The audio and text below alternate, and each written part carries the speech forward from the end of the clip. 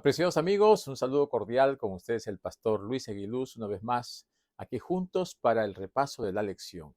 Estamos ya llegando al final del trimestre, estamos ya en la lección 11 y esta semana se titula Misión a los no alcanzados.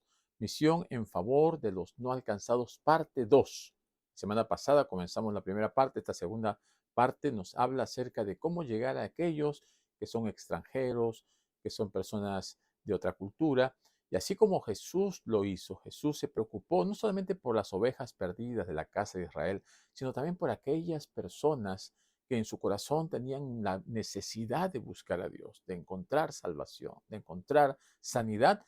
Jesús estuvo tan preocupado por ellos como lo debemos estar nosotros. Así que la lección de esta semana se centra en aquellas personas más alejadas, aquellas personas distantes, personas incrédulas, personas que no conocen al Dios Todopoderoso, pero que el Señor quiere alcanzarlas con el Evangelio de salvación. Y eso es lo que esta semana nos trae la lección y vamos a prepararnos para esto.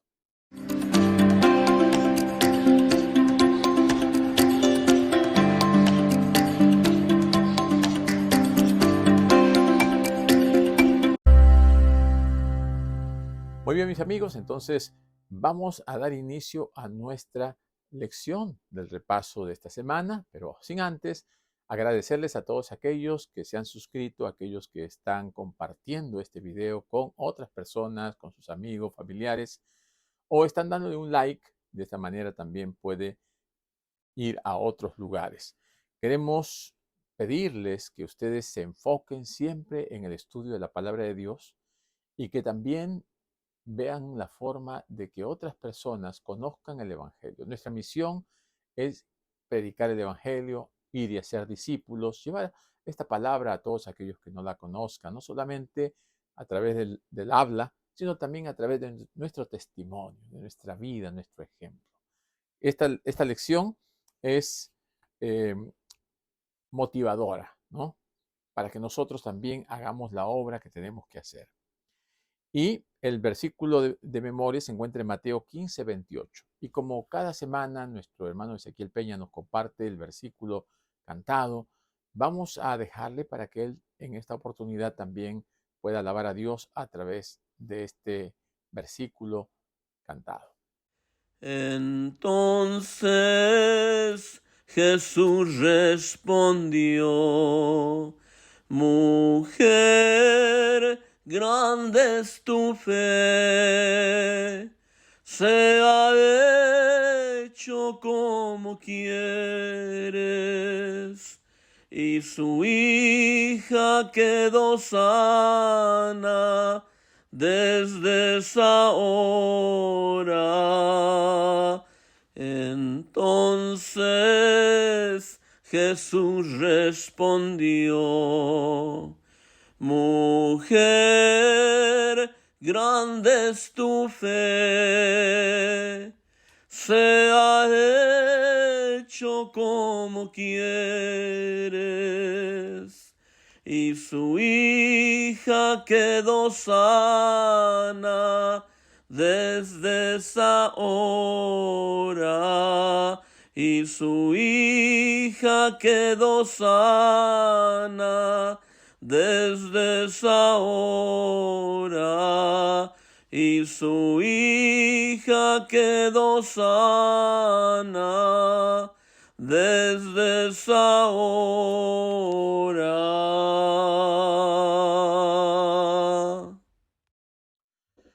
Muy bien, mis amigos, aquí estamos una vez más y vamos a dar lectura a este versículo que nos trae la lección para esta semana. Aquí en Mateo 15:28 dice: Entonces Jesús respondió: Mujer, grande es tu fe, sea hecho como quieres. Y su hija quedó sana desde aquella hora.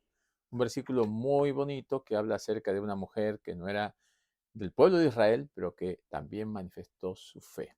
Hoy en día hay muchas personas que, igual que esta mujer, buscan a Dios de todo corazón, quieren alcanzar perdón, salvación, liberación de todas las trampas que el enemigo pone en el camino, y nosotros hemos sido llamados también para proveerles a ellos la palabra de Dios, llevarles a ellos mensaje de salvación. Recordemos, en el año 2018, la ONU, Organización de Naciones Unidas, publicó unas estadísticas alarmantes, asombrosas. Dice que el 55% de la población del planeta vive en zonas urbanas. 55%. Y dice que esto va a aumentar y que más o menos se proyecta que para el año 2050 llegue a 68%. Muchos no quieren ir a las ciudades a predicar el Evangelio, y ahí es donde está la mayor cantidad de gente, la mayor cantidad de personas que no conocen a Dios. Jesús ministró no solo en el campo, no solamente por las ciudades de Israel, sino también se aventuró a regiones extranjeras, es decir, fuera del pueblo elegido, fuera de esa nación a la cual en primer lugar él vino a alcanzar. Así que la misión de Cristo también salió fuera de sus fronteras, llegó hasta Tiro y a Sidón, en donde encontró mucha fe. ¿Qué hacer en este tiempo? En este tiempo donde hay muchas personas que no conocen a Dios en diferentes partes del mundo. Vamos a ver el ejemplo que nos da la palabra de Dios y vamos a ir ahí a Mateo capítulo 14 y en el versículo 24, 34 mejor. 24, 14, 34 dice: y terminada la travesía, vinieron a tierra de Genezaret. ¿eh? Allí nos muestra cómo el Señor lleva a sus discípulos fuera del territorio del pueblo de Israel. Y dice que se retiró a la región de Tiro y Sidón, dice Mateo 15, versículo 21, ¿no? Y saliendo Jesús de allí, se fue a la región de Tiro y Sidón. ¿Por qué llevó Jesús a sus discípulos fuera de Galilea, hasta estos lugares paganos? Los llevó porque quería mostrarles, quería enseñarles cómo se debe trabajar por los extranjeros, por aquellos que consideraban gentiles, paganos y que no les daban oportunidad de salvación. Pero el Señor está preocupado por todos los seres humanos, como deberíamos estarlo nosotros también. Y aquí Jesús quería enseñarles, se puede decir, in situ, ¿no? En experiencia real, en una forma presencial, cómo se debe hacer evangelismo con las personas que no son de la misma fe o de la misma nación o de la misma cultura. Em, Nosotros tenemos ejemplos en la palabra de Dios, allí en el Antiguo Testamento, ¿no? En Jueces 3, 1 al 6 dice que Dios utilizó a los pueblos antiguos para poner a prueba a los israelitas, para ver su fe, para ver si es que ellos podían mantenerse dentro de los principios.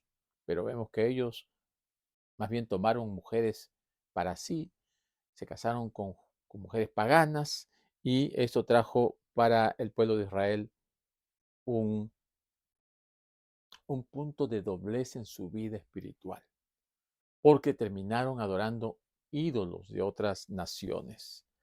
Igualmente, tenemos el ejemplo de Salomón, ¿no? Que se unió con tantas mujeres que al final estas mujeres lo llevaron a adorar a los ídolos paganos, ¿no? Ídolos de Astarot y a los ídolos de los sidonios, y Salomón cayó en este aspecto. Salomón flaqueó en este asunto por las mujeres que tenía. Pero a pesar de la historia de paganismo, idolatría y la influencia negativa que tenía el pueblo de Israel y todas estas naciones vecinas que influenciaban a Israel, Jesús pues llevó a sus discípulos a estos lugares para que ellos también pudieran compartir la luz que ellos tenían. Esta era una misión urbana transcultural, saliendo de su cultura, saliendo de sus límites. Y habían muchos desafíos, porque ellos tenían que tratar asuntos de salud, medio ambiente, tenían que ver aspectos variados de la vida, ¿no? Y nosotros también tenemos que ver esas cosas cuando vamos a ciudades donde hay mucho conglomerado, donde es difícil conseguir trabajo, donde el costo de vida es más alto, donde hay racismo, intolerancia, violencia, donde hay gangas o pandillas, donde hay muchos asaltantes, donde hay muchas personas que son nacionalistas y a veces se restringe la libertad religiosa en estos lugares y la forma de expresión a veces no es normal. A veces hay huelgas, hay manifestaciones violentas, hay destrozos, no tantas cosas que hay en las ciudades hoy en día. Muchas personas no les gusta esto, quieren estar en un lugar más pacífico, más tranquilo, salen de las ciudades, se van al campo, pero de todas maneras, los que están en la ciudad necesitan conocer el Evangelio, necesitan recibir la palabra de Dios, necesitan escuchar un mensaje que les ayude a experimentar un cambio en sus vidas. Así que esta misión que hay que realizar en en las ciudades es un ministerio urbano. Y este ministerio urbano tiene que desarrollarse también en este tiempo en el que vivimos. Antes de que Cristo venga, tenemos que compartir el Evangelio. Tenemos que darles la palabra de Dios a todos aquellos que no la conocen. Y tenemos que ser muy pacientes y en muchos casos muy perseverantes. En la lección nos menciona que tenemos que buscar a esta cantidad de gente, a esta población masiva, estas multitudes que están en la oscuridad, en las tinieblas espirituales. Vamos a buscar un texto aquí en Mateo 9 y versículos 35 al 38. Miren ustedes lo que nos dice. Recorría Jesús todas las ciudades y aldeas, enseñando en las sinagogas de ellos y predicando el evangelio del reino y sanando toda enfermedad y toda dolencia en el pueblo. Y al ver las multitudes, tuvo compasión de ellas porque estaban desamparadas y dispersas como ovejas que no tienen pastor. Entonces dijo a sus discípulos: a la verdad, la mies es mucha, mas los obreros son pocos. Rogad pues al Señor de la mies que envíe obreros a su mies. Jesús sintió compasión. Jesús se puso en el lugar de estas personas que estaban desamparadas, que estaban caminando sin rumbo y quiso llevarles un mensaje de paz, de amor, de esperanza, de salvación. Jesús estaba también triste por lo que estaba pasando allí en Jerusalén. Allí aquí en el libro de Lucas, capítulo 19 y versículo 41, nos dice la palabra del Señor. Entonces, eh, Lucas 19, 41. Pasé un versículo. 19, 41. Y cuando llegó cerca de la ciudad, ¿no?, de Jerusalén, al verla, lloró sobre ella. Oh Jerusalén, Jerusalén, cuántas veces quise juntarte como la gallina junta sus polluelos y no quisiste. Llegó un momento en que Jesús sintió dolor por esta ciudad, la ciudad de Jerusalén, la ciudad maravillosa, escogida, la ciudad amada, la ciudad que había sido llamada para que sea la luz para las naciones, para todo el mundo. Había ahora llegado a endurecer su corazón. Habían rechazado al Mesías, habían rechazado a los profetas, habían rechazado el mensaje profético para el momento en el que estaban viviendo. Y ahora Jesús se entristece en lo más profundo y Jesús ve cómo Jerusalén estaba destrozando su salvación. Estaba endureciendo su corazón para no recibir la influencia maravillosa y poderosa del Espíritu Santo. Y el Señor no quiere que nosotros tampoco lleguemos a ese punto. Si Jerusalén, siendo la sede en donde estaba la presencia misma de Dios, llega a esta condición, imagínense los demás pueblos. Aquellos que tienen el privilegio de haber conocido a Dios, tienen también la responsabilidad de representarlo dignamente, de manifestar un espíritu justo, leal, fiel, representarlo delante de los demás como debe ser presentado Cristo, exaltado, glorificado. Pero muchas veces llegamos a ser como Jerusalén, endurecidos de corazón. En el Evangelio según San Mateo, capítulo 4, versículo 23, después de que Jesús fue bautizado, fue tentado por el Satanás, entonces comienza su ministerio. Y dice aquí en el versículo 23, y recorrió Jesús toda Galilea, enseñando en la sinagoga de ellos y predicando el evangelio del reino y sanando toda enfermedad y toda dolencia en el pueblo. Y se difundió su fama y le trajeron todos los que tenían dolencias, a los afligidos por diferentes enfermedades y tormentos, los endemoniados, lunáticos y paralíticos, y los sanó. Y le siguió mucha gente de Galilea, de Decápolis, de Jerusalén, de Judea y del otro lado del Jordán. Como vemos, Jesús vino a hacer una obra de restauración, de salvación. Jesús vino a presentar el Evangelio en toda su pureza. Jesús estaba cumpliendo las profecías y ahora él iba por todo lugar sanando, curando, liberando. Y también la gente se enteraba y venían con sus enfermos, venían con sus atormentados, venían con los endemoniados, con aquellos que estaban padeciendo enfermedades que no tenían solución humana, pero Jesús les daba la solución divina. Y a estos Jesús llegó aún siendo extranjeros. Dice que muchos de Decápolis, ¿no? Que era una ciudad, ¿no? Ajena al pueblo de Israel. Las 10 ciudades del estado de Decápolis se enteraron de Jesús y comenzaron a llegar de Galilea, de Judea, de Jerusalén, y dice de las regiones del otro lado del Jordán, o sea, de la región costera de Tiro y Sidón. En esta región se hizo un viaje exclusivamente para predicar el Evangelio allí. Y después de que Jesús se encontró con los fariseos, se retiró a Capernaum, cruzando Galilea, se fue a la región de las colinas que están por Fenicia y mirando hacia el oeste podía ver dispersas por las llanuras hacia allá abajo las antiguas ciudades de Tiro y Sidón, aquellos pueblos paganos, aquellos palacios magníficos, aquellos comercios maravillosos y todos estos puertos llenos de barcos. Allí Jesús puso su mirada. Jesús quería que estas personas conozcan el Evangelio. Jesús no quería que nadie se pierda. Estas ciudades deberían ser también evangelizadas. También debería llevarse la luz de la verdad. Y Jesús le demostró a sus discípulos cómo debería hacerse este trabajo. Y ahora nosotros también somos discípulos de Jesús. Nosotros también tenemos que ir a estos lugares, a estas ciudades, a estos emporios, a estas zonas comerciales.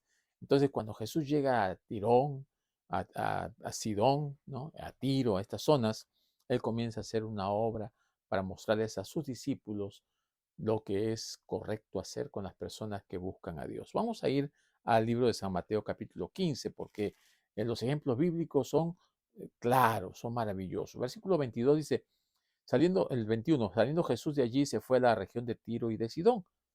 22, y aquí una mujer cananea que había salido de aquella región clamaba diciendo, Señor, hijo de David, ten misericordia de mí. Mi hija es gravemente atormentada por un demonio. La mujer escuchó que allí había alguien que curaba, alguien que sanaba, una persona especial. Tal vez le dijeron un curandero, tal vez le dijeron uno que hace sanidades, ¿no? Pero era Jesús. Ella fue y se enteró que era el hijo de David. Las profecías indicaban que iba a venir de la descendencia de David el Mesías. Y Jesús no le respondió palabra. Entonces, acercándose a sus discípulos, le rogaron diciendo, despídela, pues da voces contra nosotros. Los discípulos eran bastante nacionalistas. Ellos no se llevaban con la gente de otras naciones. Ahora Jesús quería enseñarle de una manera práctica, vivencial, que tenía que romperse esos prejuicios. No podían ellos estar predicando un evangelio de amor, de paz, tratando mal a la gente, diciéndole échala.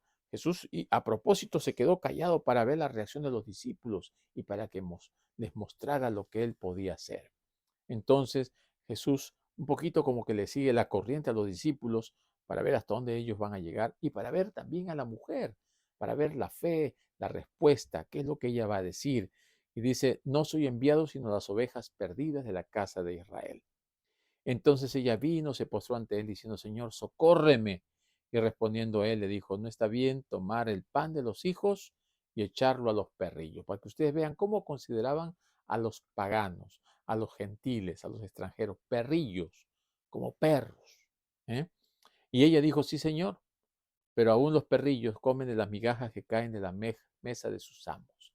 Reconoció que los judíos tenían un mensaje especial, que podían ser los señores, los amos, y ellos que eran perrillos aún podían recoger las migajas que caen de la mesa de estos bendecidos por Dios. A ese punto se rebajó esta mujer. Entonces respondiendo Jesús dijo, oh mujer, grande es tu fe, hágase contigo como quieras, y su hija fue sanada desde aquella hora. La labor maravillosa, poderosa de Jesús no conocía límites, no había fronteras que lo detuvieran. Jesús iba más allá de lo que los paradigmas humanos habían establecido. Jesús quería que nosotros también hagamos lo mismo que Él hizo, que nosotros no nos limitemos porque Él es de una nación, Él es de un pueblo, es de una cultura, habla un idioma, de un nivel social. No, no debe haber nada de eso que nos limite. Cuando es la salvación de una persona, debemos nosotros enfocarnos en la salvación de la persona. No importa de dónde sea, quién sea, cómo sea, lo que haya hecho. Para el Señor, más importante es la vida y la salvación de un alma. Esta mujer se fue porque tenía fe. Encontró a su hija curada, sanada porque Jesús tiene poder en su palabra. La palabra de Dios es poderosa. Escuchemos la palabra de Dios. Hagamos caso a la palabra de Dios. Ella obedeció. Ve, ve a tu casa. Tu hija ha sido sanada. Se fue con fe, reconociendo que la palabra de Dios tiene poder y que es un Dios maravilloso. Aquí encontramos que Mateo describe la nacionalidad, ¿no? La raza cananea. También encontramos que se dicen a estas mujeres que son gentiles o paganas, sirofenicia, nacida de la región de Fenicia, de Siria, para claramente demarcar los límites territoriales de dónde son. Pero encontramos aquí en Mateo 15 que el Señor les muestra, ¿no? que esta mujer no debería ser considerada como una mujer despreciable, así como lo escribe Mateo, ¿no? Perrillo. Jesús quiso quitarle esa nomenclatura. Y aunque esta mujer adoraba ídolos y había crecido en un ambiente pagano, ella al escuchar el mensaje de Cristo decidió echar su suerte con él, dejar a sus ídolos, sus dioses paganos que no habían podido hacer nada por su hija. Y ahora va a ver a Jesús.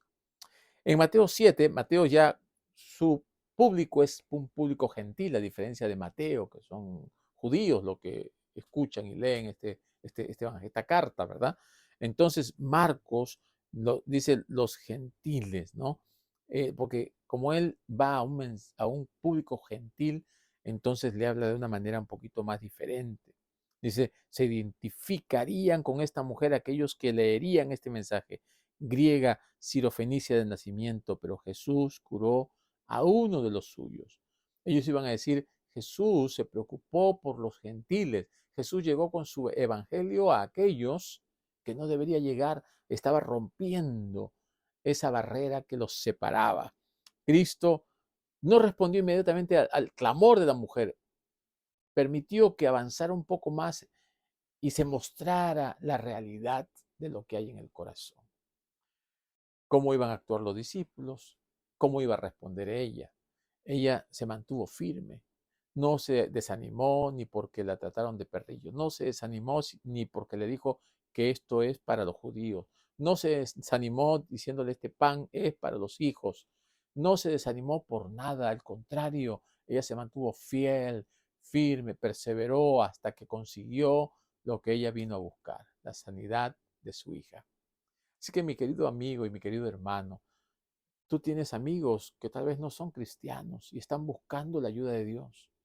Ayúdales a que ellos desarrollen su fe, a que ellos conozcan a Jesús, que ellos clamen a Jesús por ayuda y que de esta manera nosotros podamos también ver la mano poderosa de Dios actuando en aquellos que no han conocido a Dios desde un principio o desde antes como lo hicimos nosotros. Los discípulos dicen, despídela, échala, bótala, que se vaya. Los discípulos estaban actuando aquí con nacionalismo. El nacionalismo trae como consecuencia una manifestación de orgullo, de prejuicio, de rechazo, de rivalidad. Y nosotros no deberíamos manifestar un espíritu de rivalidad. No deberíamos tener esos enfrentamientos raciales o grupales, ¿no? De étnicos. No deberíamos. Como cristianos deberíamos superar esas limitaciones que hay hoy en día en nuestras sociedades modernas. Hay lugares donde dos grupos de pandillas se enfrentan entre ellos, ¿no? Donde grupos étnicos, uno porque tiene una idea, otro otra idea, otro porque viene de una familia, otro de otra familia, otro porque es de un color y otro de otro color, otro porque em, tienen más recursos y el otro menos. Tantas diferencias hay que quieren hacernos enfrentar, y el Señor dijo que no deberíamos manifestar espíritu de odio, de venganza, de rechazo. Esos son espíritus satánicos. El orgullo y esas manifestaciones de hipocresía son espíritus satánicos. Eh, Nuestro Señor Jesucristo utilizó en muchas ocasiones el medio de la sanidad para atraer a las almas hacia Él, para curarlas, no solamente físicamente, sino también espiritualmente. Porque cuando uno satisface la necesidad física de una persona, está más propensa a escuchar cómo se le va a dar el mensaje y cómo lo va a recibir, ¿no? La persona está dispuesta a recibir la palabra de Dios. Dios realizó estos milagros también con la finalidad de mostrarle a los discípulos que ellos deberían también aceptar a estas personas, deberían abrir su visión, su corazón, su mentalidad y quitarse todo prejuicio, quitarse todo orgullo, toda manifestación de intolerancia. Ellos como seguidores de Jesús, como discípulos del Señor y apóstoles enviados a predicar las buenas nuevas, tenían que tener un cambio completo en sus vidas. Tenían que experimentar una transformación total. Y una vez más, el Señor nos llama a nosotros también a tener esa misma experiencia, a tener ese mismo espíritu de reconciliación, de amor, de bondad, de benignidad, porque todos estos son frutos del mismo espíritu, pero que deben manifestarse en la vida del cristiano.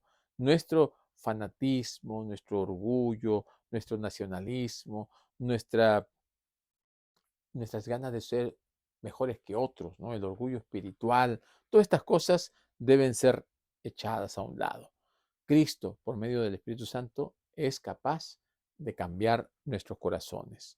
¿Por qué? Porque los prejuicios nos llevan a la hipocresía, nos llevan a ser personas de dos caras, ¿no? En una oportunidad, Pedro también trató de aparentar que no estaba con los gentiles y vino Pablo y le llamó la atención, porque es una actitud hipócrita. ¿Cómo actúas de una manera y después tratas de disimular? Y en muchas oportunidades tal vez nos ha pasado esto, o algo semejante o parecido. Tenemos que tener cuidado de no caer en las trampas de Satanás y aparentar algo que no es. Tenemos que tener mucho, mucho cuidado. Ahora, Jesús, en una oportunidad, si nosotros nos vamos al libro de Lucas, al Evangelio de Lucas, capítulo 18 y versículo 8. Lucas 18, 8. ¿Qué nos dice la palabra de Dios aquí? Dice, os digo que pronto les hará justicia, pero cuando venga el Hijo del Hombre, ¿hallará fe en la tierra? ¿Qué tal pregunta, verdad? Eso significa que la fe, en vez de aumentar, va a disminuir. ¿Cómo aumenta la fe? La fe viene por el oír y el oír la palabra de Dios. Significa que las personas van a estar menos conectadas, menos dependientes, menos recibiendo el mensaje de Dios a través de su palabra. Cuando nos desconectamos de la palabra de Dios, nuestra fe comienza a decaer. Y si el Señor Jesús dice, cuando venga el Hijo del Hombre, hallará fe en la tierra, está diciendo, la fe está decayendo. Y la fe va a decaer antes que Cristo venga, porque la gente va a descuidar su relación con Dios, va a descuidar el estudio de la palabra de Dios, va a descuidar su vida de oración y la fe va a decaer. La fe va a morir si es que una persona no está conectado con el Señor Jesucristo. Miren ustedes, cuando Jesús iba por las calles, ¿no?, de Jericó y de otras poblaciones no judías, siempre estaba buscando que acercarse a alguien en necesidad. En un momento se acercó allí en Jericó al ciego Bartimeo y el ciego le pidió que el Señor lo sanara. En otra oportunidad también otro ciego, ¿no?, que estaba en el camino, se acercó pidiendo la sanidad para el Señor. En otra oportunidad la sierva del centurión, ¿no es verdad?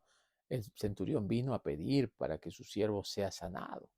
Y entonces Jesús dijo, está bien, ve, se haga como tú has dicho. Y él se fue y se dio cuenta que la misma hora que Jesús le dijo que su siervo iba a sanar, él recibió la información de que su siervo había sanado. ¿No tiene poder Jesús? Sí, tiene poder. Jesús a muchos de ellos les dijo, ni siquiera en Israel he hallado tanta fe.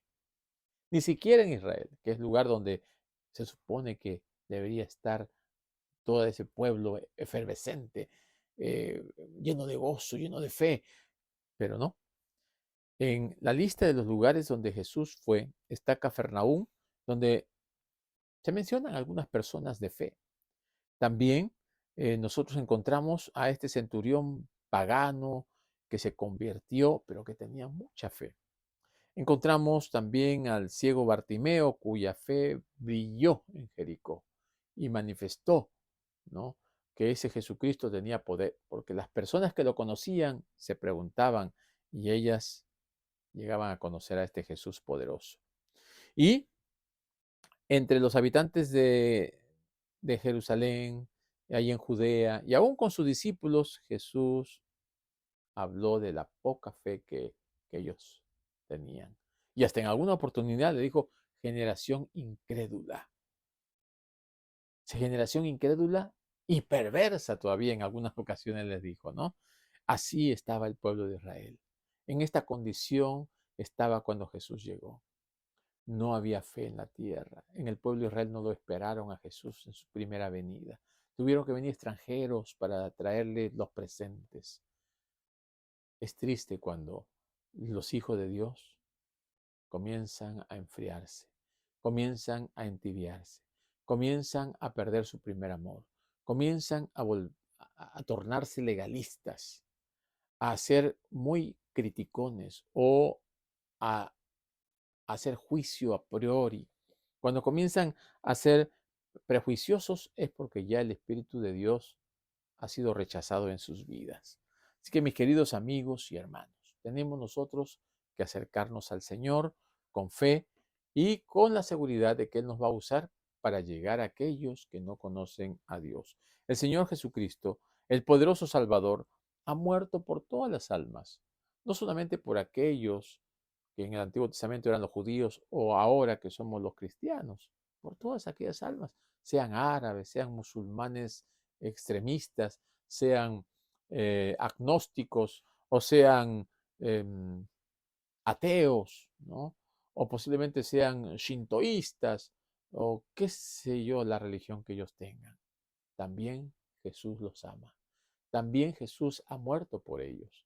Y también Jesús quiere que el Evangelio llegue a estas personas para que conozcan y se decidan y puedan alcanzar la salvación. Así que tenemos que quitarnos todo ese prejuicio que a veces llevamos, ese nacionalismo que a veces llevamos, eso de que yo soy de esta religión y tú eres de otra, yo soy de este país, tú eres de otro país, que yo sé más, que yo tengo más tiempo en la fe. Dejémonos de todas esas cosas. Toda indiferencia, toda antipatía debe ser eliminada. Nosotros debemos actuar con un corazón puro y limpio en búsqueda de las almas que no conocen a Dios. Tenemos que representar la verdad tal como lo hizo Jesús. Y tenemos que vivir esa verdad, de tal manera que las personas no vean a uno, sino vean a Cristo. Que las personas puedan conocernos a través de nuestro testimonio, de nuestro ejemplo, de nuestras obras, porque no solamente es la palabra lo que llega a la gente, sino es lo que hacemos, lo que vivimos, lo que experimentamos. Así que el Señor les bendiga en el trabajo que han de realizar o hemos de realizar contra los extranjeros, contra aquellos que no conocen a Dios.